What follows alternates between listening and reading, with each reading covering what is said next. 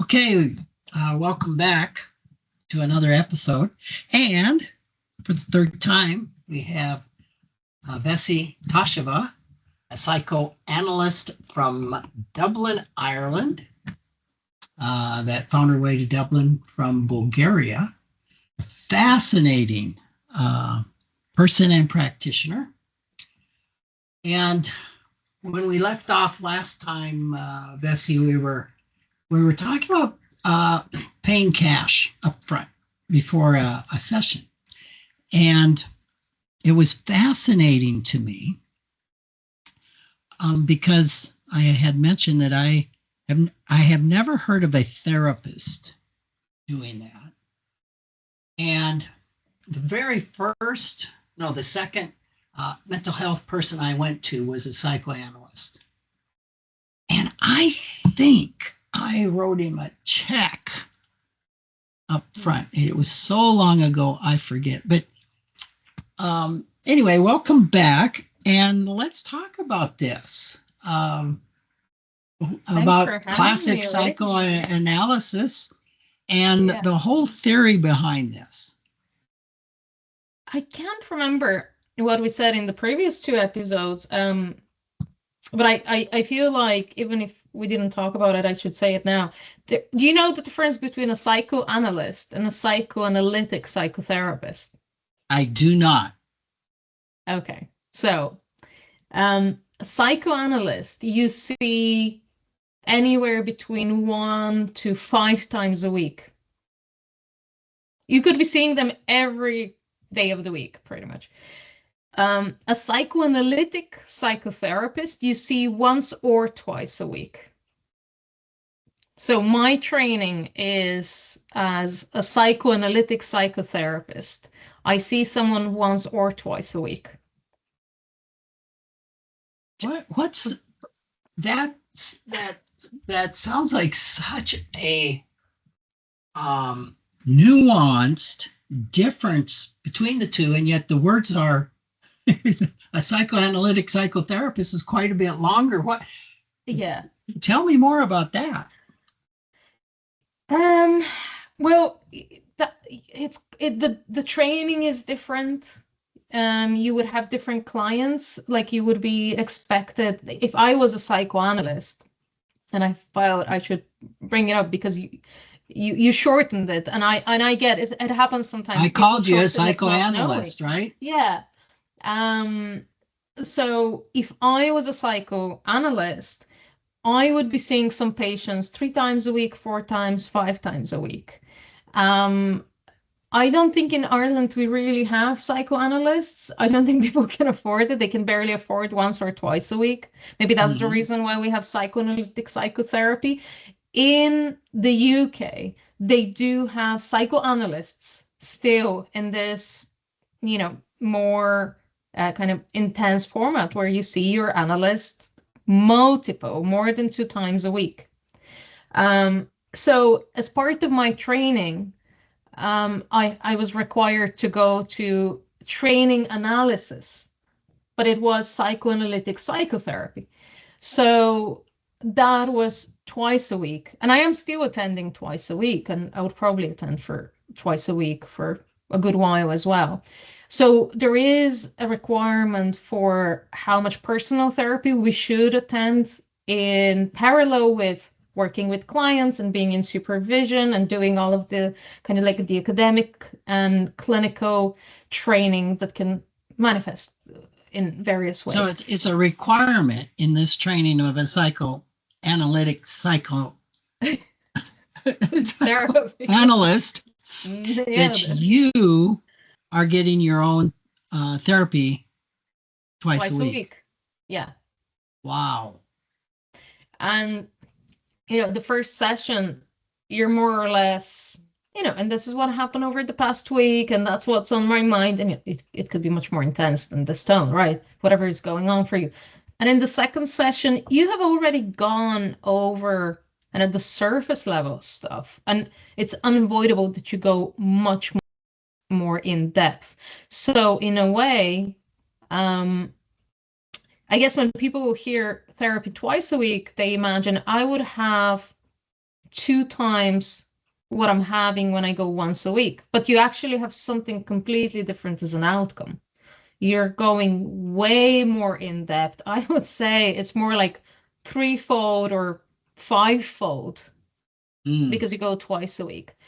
I cannot personally imagine what it would be like to actually be in psychoanalysis 5 times a week. That must be incredibly intense. But back to your question, where we actually started today on the topic of cash.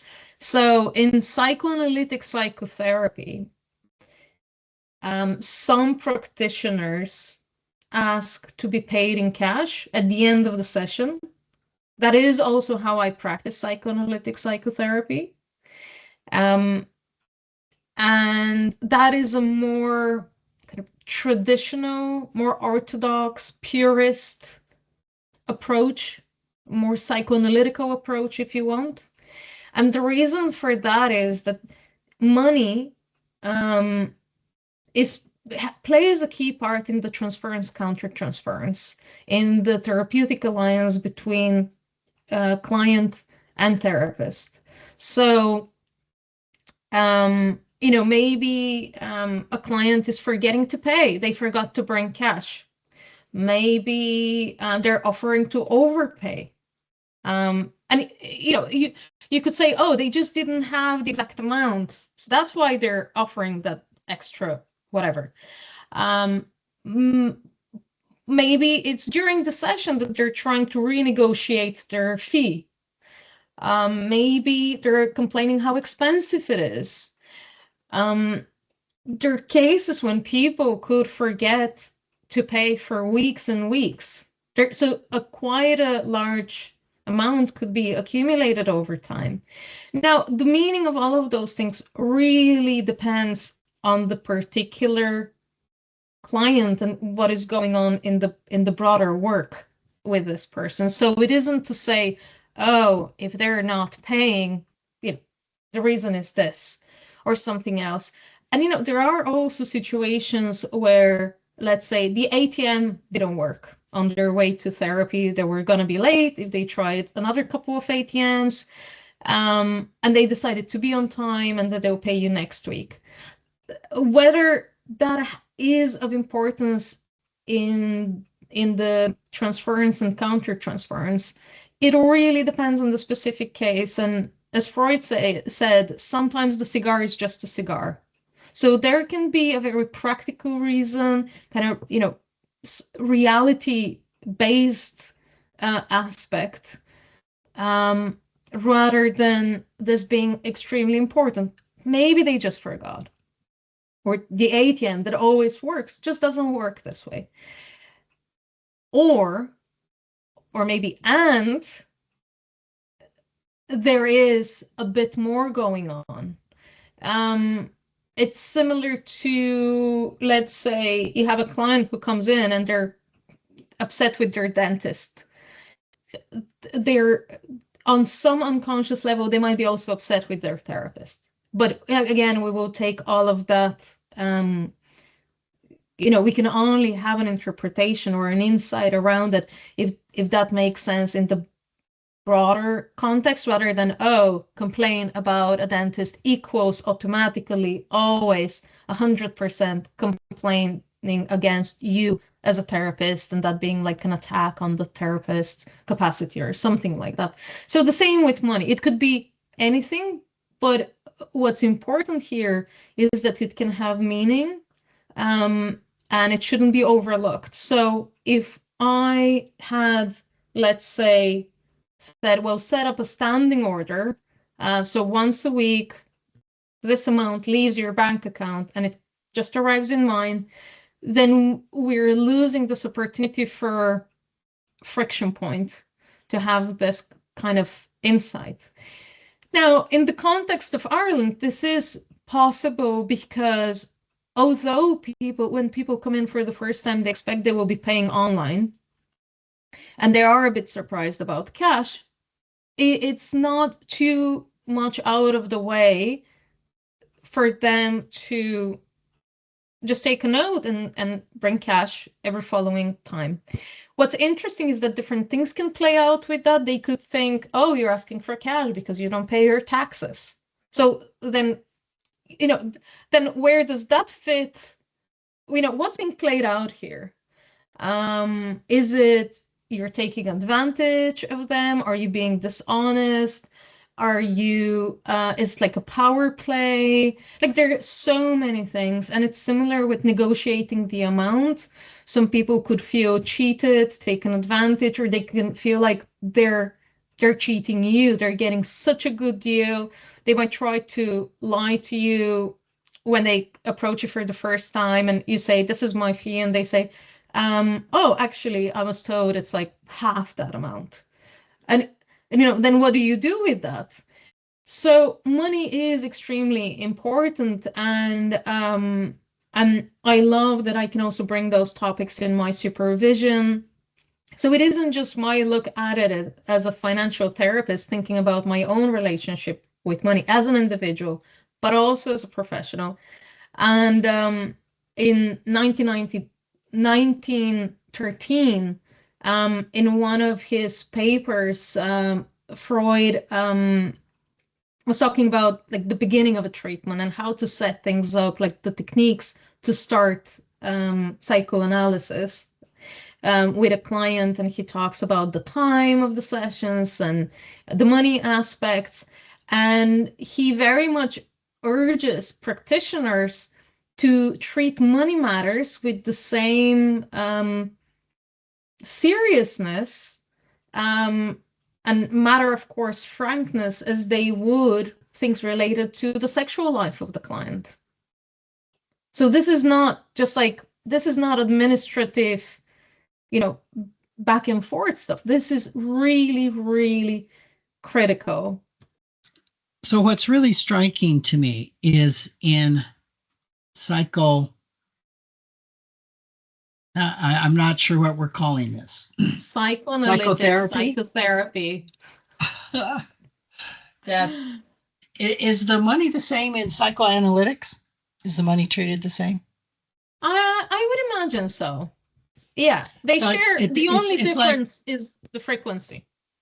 Okay, so the money, the payment for the services is an innate and important part of the whole engagement. Yeah. And that's just fascinating that I'm going to guess a lot of therapists probably themselves enjoy the fact that the money's paid online, it's automatic, it's taken out of the account, and they don't have to deal with it. Mm-hmm. And which is money avoidance, money script, if you think about it. Totally. And then, so I was talking about the money aspect with my supervisor after a particular interaction with a client, and he recommended this paper by Adam Phillips, who is a psychoanalyst, and the paper is called The Analyst and the Bribe, and it's part of a collection of papers, many of them around money, not only, that's called Taboo or Not Taboo. And it's really interesting to see everything that can kind of play out in this and how different analysts are sharing different experience. In Adam's case, he talks about how an underage client came in, the father brought him in, and the father said, he is not talking. If you get him to talk, I will pay whatever you want. And that's the bribe, right? And he goes into detail on what's the meaning of that and what it tells you about the environment that this child is growing up and how the father works with money and, just everything that's playing out. There is a paper by Katrina Myers who talks about the therapist's desire, subjectivity, and relationship to the fee. And it's about the money struggles between client and therapist. and essentially how a therapist could be avoiding conflicts related to money, and how that limits the potential success of the therapeutic work. So it can lead to treatment stagnation, it can lead to analytic poverty. But essentially, when a therapist says we need to increase the fee, or you're behind on your fees, the analyst is saying, I have needs, I'm communicating them, and that forces the patient to recognize the therapist as the other, as a separate being from the client. That can be really challenging for some clients. So the client exists, they exist outside of this room, they exist with their own needs, and that means they're not one. So if the client is at a stage where it feels a bit like infant and mother relationship, and the mother is saying, the mother in air quotes is saying, no, you cannot bite the nipple, or no, you're now growing up, we're working with the separation anxiety. These are some of the things that can come up with for the client on an unconscious level. However, as challenging as that is, and it can be quite painful for a client and for the therapist, especially if they're avoiding money topics, it also communicates to the client that the therapist believes that the client is capable of working through this. So that can be really empowering. So it's challenging, but it feels it's boundaried and contained while challenging. And when we talk about parenting, this is what good enough parenting is. You're challenging your child while they're still feeling safe. So in the therapeutic alliance, something similar happens when the client increases the fees because of their own needs. The mother needs to go back to work, or the child needs to stay at home with a different caregiver. The child grows up, and it is part of their psychological development. It's a new milestone. Now, we're not saying do that 2 sessions in with a client the same way you would not typically leave a newborn and just disappear for days. I have been actually thinking of starting a study group specifically on the topic of money for therapists, because so much of it is is a taboo, even within the community, even talking to each other. I reached out to a fellow therapist recently, and I said, hey, I'm doing this workshop on financial therapy. We'll be talking money script, etc. Do you want to join? And it's a friend therapist, and he said, no, I have, this relative is a bookkeeper. I think I'm not good with money, but this person will teach me. And so it was interesting that I think it was even experienced as intrusive, even though we're peers, that I was saying, let's talk about money. Although it's a workshop, so they're, the participants are not talking to me, essentially, and they don't have to disclose personal things in front of anyone else unless they want to share. But it was interesting what it brings up in therapists. Now, with another therapist, we were talking about how much people charge and what that's related to. And there, I would say, markets or communities where people are really particular with the charges. It would be even seen as like immoral or unethical if you're charging more than someone more experienced. And in another market, it would be seen, or community, it would be seen as, well, that's how you position yourself. That's the demand that you create. So you could set higher prices. Or maybe, higher prices for one group of clients allows you to charge lower for a different group of people that otherwise won't be able to afford it. So you mentioned a couple things. going back that if a therapist, if I got this right, if a therapist is avoiding the money, the fee with the client, that it can lead to therapeutic stagnation or analytic poverty. Can you say more about that? First, what is that? You're not you're getting stuck with, it's kind of like you're reaching a plateau in the therapeutic work.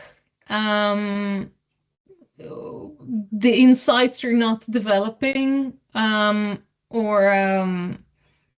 the interpretations they're not even heard. Maybe there is no integration of the insights. It's it's a bit like when there is no negative or no positive transference, what's going on? It's a bit, we need something to be happening actively. The therapy needs to be alive. If we're just being two people who are very collegial with each other, and there is no development, then we're just keeping each other good company, but that's not therapeutic work. And tying that back to what's happening with the fee. I think it increases the chances of plateauing the work. In psychoanalytic work, it can be really unpleasant to be in therapy. Unlike maybe other types of therapy that can be a bit more gentle on people. My experiences with psychodynamic therapy, I don't remember ever leaving infuriated, and maybe there was anger on a more unconscious level. But in psychoanalytic psychotherapy, you get pushed way more, and you get much deeper. I think that's not to say one is better than the other. It's more like, I think when I personally attended psychodynamic psychotherapy, that was the right thing for me. I think that's how much I was able to personally tolerate. And going into psychoanalytic psychotherapy, that was a massive shift in what you're being offered and then what you do with that. So I'm guessing what a lot of, especially financial therapists do in the US is psychodynamic psychotherapy. I don't think there's too many psychoanalytic But if a therapist is asking for testimonials, they are asking to be liked. And that's an issue because in psychoanalytic psychotherapy, massive leaps happen when you hate your therapist. You're actually working through much more challenging feelings, and it's really in-depth work. If you stay with the good, fuzzy, warm feelings towards your therapist and you don't go beyond that, and I'm not saying every therapist should take you there or that every client should be taken there. There is a limitation to how much work can be done. But if we think about it as therapy in a very in the context of capitalism, where you want to be, it's like, do you get a 5-star rating and all of that? No, I think many clients will be really upset with their psychoanalytic psychotherapist or psychoanalyst, because the point is not enjoyment of each other's company. So we wouldn't be doing our work if the point is that every time the client leaves happy and satisfied and kind of affirmed, yes, you were wrong and you were right and your partner was wrong. Like we don't we don't do that. They would probably just have silence from us, regardless of whether they were right or wrong in a particular argument. That's almost irrelevant. That is. So that's anxiety provoking for people. Hence why they wouldn't be writing positive reviews if they're offered reviews, and why you would not find a psychoanalytic psychotherapist or psychoanalyst on any of the platforms where people can offer rating. That is so fascinating. I'm guessing that some of our listeners, especially those that are psychodynamic therapists, could be stunned right now. I don't think so, because psychodynamic therapy and psychoanalytic psychotherapy are very close in many ways.